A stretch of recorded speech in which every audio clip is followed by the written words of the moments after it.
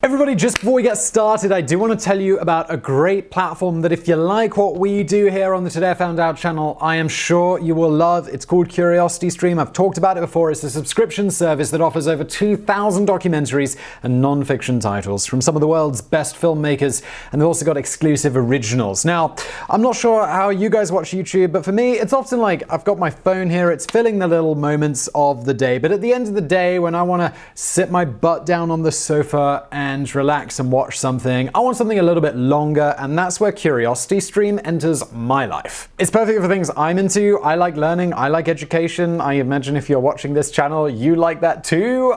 Just a wild guess there. With CuriosityStream, you can really fulfill that need for longer form stuff, and you can get unlimited access for just $2.99 a month, and for the first 30 days, it's completely free. If you go to curiositystream.com/brainfood, use the promo code BRAINFOOD when you check out. Recommendation from me, I'm supposed to make one that's related, but I've mentioned before that's not really how I consume content. I'll watch whatever I'm interested in that moment. So this one is completely unrelated. It's about Dazzle camouflage, which if you don't know what it's about, you should. You can watch it for free as well. Just go to curiositystream.com/brainfood for 30 days for free. Use the code BRAINFOOD, and let's get into it.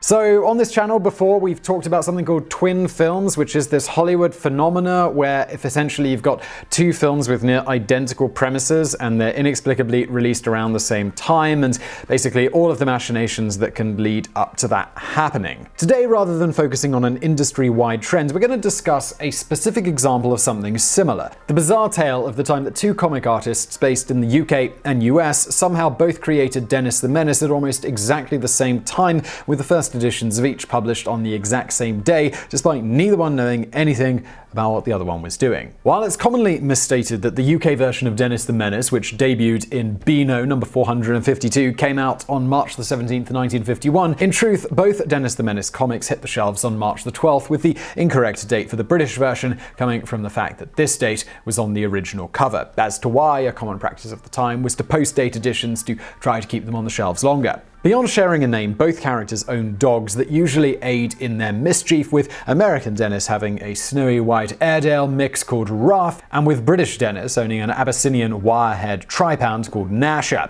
Like their owners, each dog has a distinct personality, Gnasher being decidedly more violent than Ruff, with his favourite pastime being chasing and biting postmen. Another similarity between the two Dennises is their penchant for causing mischief with a slingshot, which is considered to be a trademark of each character in their respective home markets. That said, it should be noted for those unfamiliar that the British Dennis is an intentional menace who relishes in the mayhem that he causes, whereas the US version tends to be all good-natured and ends up being a menace in many cases via trying to do something good but having it all go wrong. Nevertheless, given the similarities, it should come as no surprise that soon after each comic hit the stands on the same day in 1951, news of each other's comics quickly reached the two creators. While initially foul play was suspected, it became clear to all parties involved that the whole thing couldn't possibly be anything but a massive, inexplicable coincidence. In the end, both creators agreed to continue as if the other comic didn't exist, and the only real change made to either comic was that as both comics gained in popularity, the name of the British version evolved,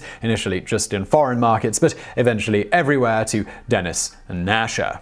During discussions about how each creator came up with the idea of Dennis the Menace, it was revealed that British Dennis was the brainchild of Beano editor George Mooney. Mooney was inspired to create the character after hearing the lyric "I'm Dennis the Menace from Venice" while visiting a musical. With this lyric in mind, Mooney tasked artist David Law with creating a character called, you guessed it, Dennis the Menace, saying simply that the character was a mischievous British schoolboy. Although Law was responsible for drawing Dennis from his conception until 1970, when Law fell ill, the now iconic look of Dennis was first suggested by Beano chief sub Ian Chisholm, who is said to have sketched a rough drawing of what would come to be Dennis's default look on the back of a cigarette packet while Chisholm and Law were at a pub in St Andrews, Scotland. Billed as the world's wildest boy in his debut strip, proto-British Dennis looked markedly different from his modern counterpart, with some of his more iconic features, such as his pet dog dog and bestest pal, Gnasher, or his iconic red and black striped sweater, not being introduced until later comics. In the end, Dennis the Menace played a big part in revitalizing the Beano, as noted by Beano artist Lou Stringer.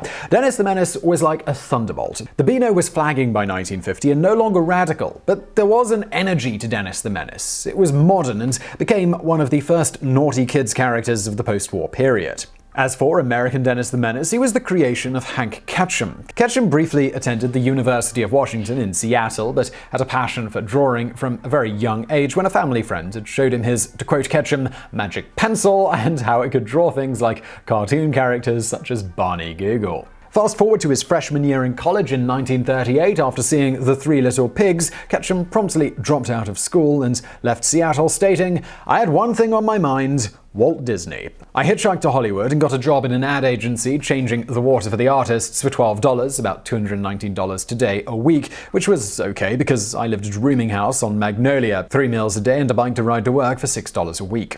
Then I got a job with Walt Lantz at Universal assisting the animators for $18. It was the tail end of the glory days of Hollywood, and I loved it. I was on the back of the lot where W.C. Fields, Bela Lugosi, Crosby, Edgar Bergen were all parading around. My neck was on a swivel. Marvelous." As he notes there, he eventually achieved his goal, doing some work for Disney on movies like Fantasia, Bambi, and Pinocchio. When the US entered World War II, he found himself in the Navy drawing military posters for things like war bonds and the like. By 1950, he was working as a freelance cartoonist. On a fateful day in October of that year, his toddler son Dennis did something that changed the family's fate forever. His wife Alice went to check on the toddler, who was supposed to be napping, but instead she found Dennis's dressing drawers removed and the contents unceremoniously dumped about. His curtain rods were also removed and dismantled, the mattress was overturned, and it was just a bit of a general mess everywhere. Ketcham would recount in an interview with the Associated Press on the 50th anniversary of his comic that Alice remarked in an exasperated tone after witnessing the destruction, "Your son is a menace." This statement resonated with Ketcham, who quickly devised and refined the idea of a mischievous toddler who accidentally causes wanton destruction wherever he goes. Dennis the Menace, he was born and a mere 5 months later distributed in 16 newspapers. This is despite the fact that Ketcham himself would later state, "Oh, the drawings were terrible. Even when I started with Dennis, they were just wretched. How any editor ever bought that junk?" Nevertheless, within a year of its debut, 245 newspapers across the world had picked it up, representing a readership of over 30 million people. At its peak, the number of outlets that carried Dennis the Menace grew to over 1,000. Unfortunately, things did not have a happy ending for the real Dennis. Much like with Christopher Robin Milne, who A.A. Milne based his character of Christopher Robin on, Dennis came to loathe the fact that his father had created a famous character after himself. Unlike Christopher Robin, though, Dennis never got over it. That said, despite his son's accusations, Ketcham vehemently denies ever using anything from his son's childhood as fodder for the comic, other than the name, noting he almost always used a team of writers to come up with the comic's content, stating, "Anyone in the humor business isn't thinking clearly if he doesn't surround himself with idea people. Otherwise, you settle for mediocrity or you burn yourself out." Whatever the case, the comic was perhaps just a side issue. You see, as her husband's fame grew, Dennis's mother became an alcoholic, and by 1959 she filed for divorce. Around the same time, with Alice no longer capable of taking care of Dennis, he was shipped off to boarding school. Said Dennis, "I didn't know what was going on, except I felt Dad wanted me out of the way." Very soon after, his mother died after mixing barbiturates with a lot of alcohol. As for Dennis, Ketcham didn't end up getting him from boarding school to attend the funeral, nor did he tell him about his mother's death until weeks later. Reportedly, this was because he didn't know how to break it to him, so he just delayed it as long as possible. Said Dennis of this, "Mum had always been there when I needed her. I would have dealt with losing her a lot better had I been able to attend the funeral." Things didn't improve when, mere weeks later, Ketcham married a new woman and then moved the family off to Switzerland, where he once again placed Dennis in a boarding school, which ultimately didn't work out. To begin with, his new wife and Dennis weren't exactly pals, said Ketcham. Joanne was unused to children, and she and Dennis didn't get along. Seeing his son struggling academically because of a learning disability combined with being in a foreign country and issues between his new wife and Dennis, Ketcham sent Dennis off to a different boarding school back in the United States, where he hoped he would be more comfortable. After graduating 2 years later than most, Dennis joined the Marines for a tour in Vietnam and subsequently suffered from severe post-traumatic stress disorder. As for his relationship with his father, it never improved, with Ketcham even losing track of him completely at one point. As Ketcham stated when asked about his son, "He's living in the East somewhere doing his own thing. That's just a chapter that was a short one that closed, which unfortunately happens in some families. He checks in about twice a year, and if he needs something, I try to help him. As you might imagine from all of this, Ketcham would come to greatly regret using his son's name for his character because of how he felt it negatively impacted him. He stated, "These things happen, but this was even worse because his name was used. He was brought in unwillingly and unknowingly, and it confused him." He also regretted not being there for his son. Sometimes young fathers succumb to making a living, to climb the ladder, leave it to the mother to do all the parental things. But you get back what you put into a child. It's like a piano. If you don't give him much attention, you won't get much out of it. I'm sure Dennis was lonely. Being an only child is tough. He goes on, "In my family now, I'm much more active with the kids and their schooling than I was before. I listen better, and I think I'm more patient. Maybe not, but I like to think so."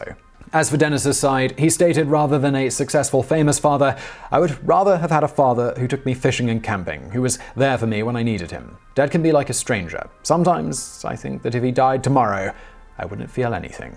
When Ketcham died on June 1st, 2001, Dennis didn't show up for the funeral, and a family spokesman stated they hadn't heard from him in years and didn't know where he was. To finish on a much lighter note, though, in 1959, Ketcham was invited to visit the Soviet Union as part of a cartoon exchange trip. Never one to miss an opportunity, the CIA asked Ketcham if he wouldn't mind sketching anything significant that he saw in the Soviet Union. Said Ketcham, "We were flying from Moscow to Kiev, and it was during the day, and I looked out the window and saw some shapes. I had my sketchbook, and I would put them down, and the flight attendant would walk by, and I would put a big nose and some eyes and make the whole thing into a funny face. So I had a whole book of funny-faced cartoons at the end that I didn't know how to read." Needless to say, the CIA didn't exactly appreciate his work. And now for some bonus facts. Going back to British Dennis, Kurt Cobain was known to wear a jumper remarkably similar to that of British Dennis the Menace on stage. As it turns out, the jumper was a genuine piece of official Dennis the Menace merchandise, though the singer apparently didn't know this. Apparently, Courtney Love bought the jumper for Kurt for £35, about £70 or $90 today, from a fan called Chris Black at a concert in Northern Ireland in 1992 after taking a liking to it. And now for another bonus fact. Speaking of having to find a way to be original week after week in comics, Charles Schulz, creator of Peanuts, once sagely stated, "A cartoonist is someone who has to draw the same thing every day without repeating himself." That's a tall order for someone who created nearly 18,000 strips, and it wasn't always easy. On this note, Kathy Geiswald, creator of the comic strip Kathy, revealed in an interview that Schulz once called her in something of a panic as he couldn't think of anything to draw and was doubting whether he'd ever be able to come up with anything again. Exasperated, she stated, "I said, 'What are you talking about? You're Charles Schulz.' What he did for me that day, he did for millions of people in zillions of ways. He gave everyone in the world characters who knew exactly how we felt." And now for another bonus fact. Bill Watterson, creator of Calvin and Hobbes, famously not only passed up, but fought vehemently against merchandising of Calvin and Hobbes, costing himself many tens of millions of dollars in revenue. He stated of this that it wasn't so much that he was against the idea of merchandising in general, just that each product I considered seemed to violate the spirit of the strip, contradict its message, and take me away from the work I loved. Despite this, it's not terribly difficult to find merchandise of Calvin and Hobbes, but all of them are unauthorized copyright infringements, including the extremely common Calvin peeing car stickers. Despite never having earned a dime from these, Watterson quipped in an interview with Mental Floss, "I figure that long after the strip is forgotten, those decals are my ticket to immortality." And now for another bonus fact.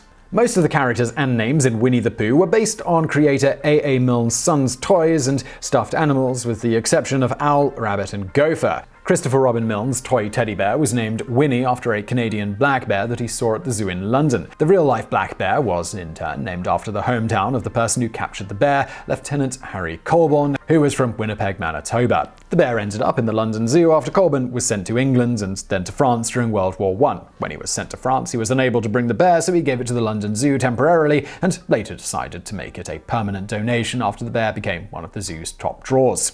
The Pooh part of the name was supposedly after a black swan that Christopher Robin Milne saw while on holiday. A black swan named Pooh also appears in the Winnie the Pooh series. So I really hope you found that video interesting. If you did, I think you'll really enjoy CuriosityStream as well. Please do check them out. It does also support the show. It's a great fit for content like this, so I really think you'll dig it. It's also free for 30 days, and it's very inexpensive after that as well, at $2.99 a month. So please do click that link below and check it out. And as always, thank you for watching.